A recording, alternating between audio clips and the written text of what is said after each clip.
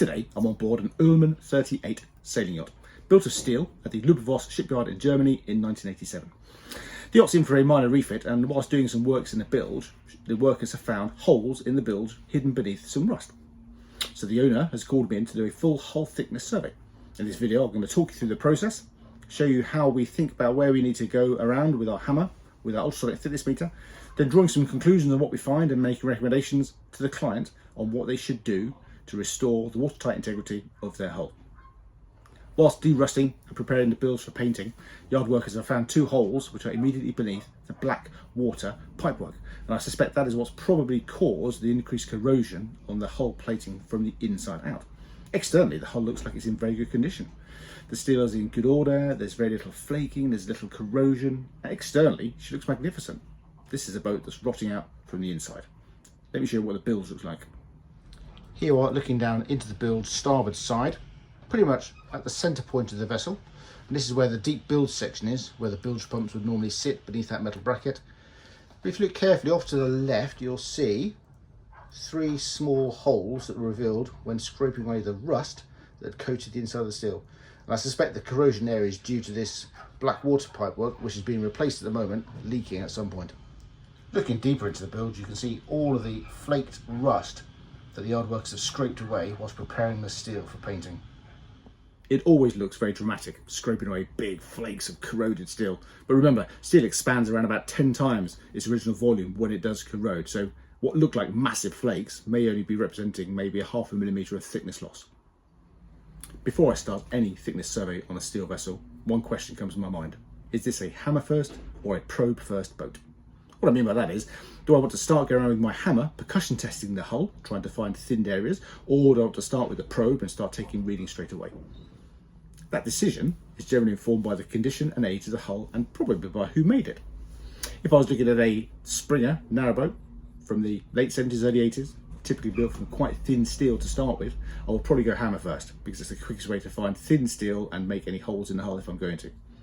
If I'm looking at a smarter boat and the outside steel looks clean, tidy, straight, very few signs of corrosion, I might go with probe first. In this case, I've chosen to go with the hammer, simply because I know I'm looking for rust and possible holes, and the hammer is a much more effective tool for finding those quickly. Before starting any hull thickness survey, it's important that I calibrate my Cygnus Mark IV general purpose thickness meter. I bought a set of 6 calibrated thickness blocks, which gives me greater confidence in the performance and accuracy of my meter before I start a survey. So having blocks down at the lower end of that scale at 1.5, 2.5 and 5 millimeters for me is a much more confident way of checking the calibration of my thickness meter before I start.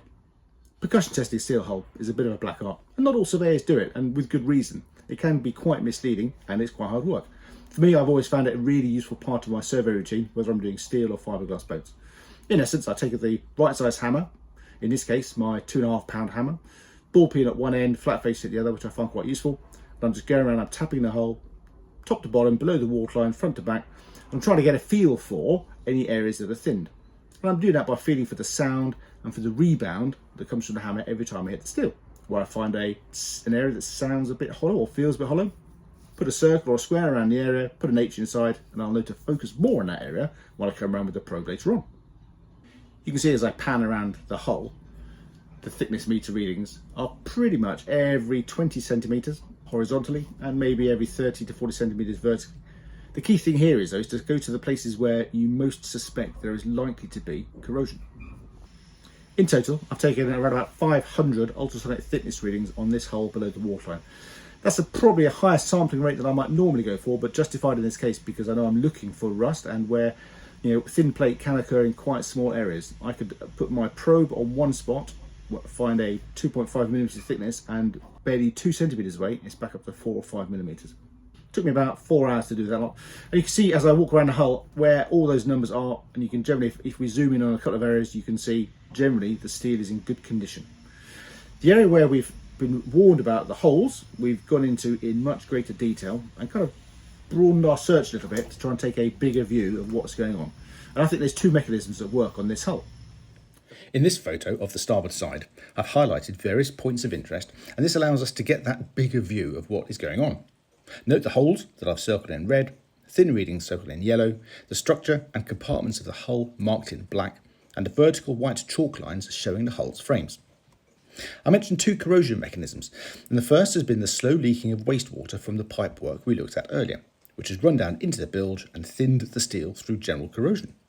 This would have been a slow, steady process, and the large rust flakes we noted earlier were indicative of this. The second corrosion mechanism was through condensation forming on the hull's uninsulated inner surface. This has run downwards and collected on top of the horizontal hull stringers, the black water tank top, in the tank base, and on top of the poured steel ballast near the bow. This has caused corrosion in all of these areas, with a general reduction in the steel thickness of up to 50%. You can also see the two new holes on the tank top and in the base, which are made with the hammer when percussion testing. Down at the bottom of this black water tank is another one of the holes we found outside, which the hammer found and knocked through. You can see the daylight coming in. Again, so getting down there to do welding from the inside of this boat means taking apart all of the black water tank. All of this structure here needs to come away for welders to get down there and do their work. Hence why overplating from the outside will be a much simpler task. One of the challenges of replating is getting access to the inner surface of the fresh steel to tie it in with the frames and strings. You can see the frames, they're running across from me. We're looking towards the starboard side, in through the old tank top of what was the black water tank, so where all of your shower waste and toilet waste would go before pumping out.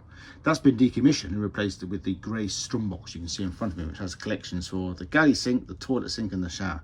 The toilet now just goes straight overboard like most sea toilets do. One of the holes we found externally is underneath the shower cubicle, which is there. That makes getting to it to re-weld it and patch it really challenging. And this is one of the arguments against replating in this case, is the amount of cabinetry that's going to have to be removed to give the welder decent access to get to the inside surface. Now this yacht has been built with the frames at 40cm intervals. So the gap between these two is barely enough for a welder to get inside. I struggle to get between them. And so the welder's going to have a real challenge to do the welding from the inside, which will just add time and cost. But again, that's another reason why overplating, in this case, might be the more prudent option for now. I think the owner has dodged a bullet here.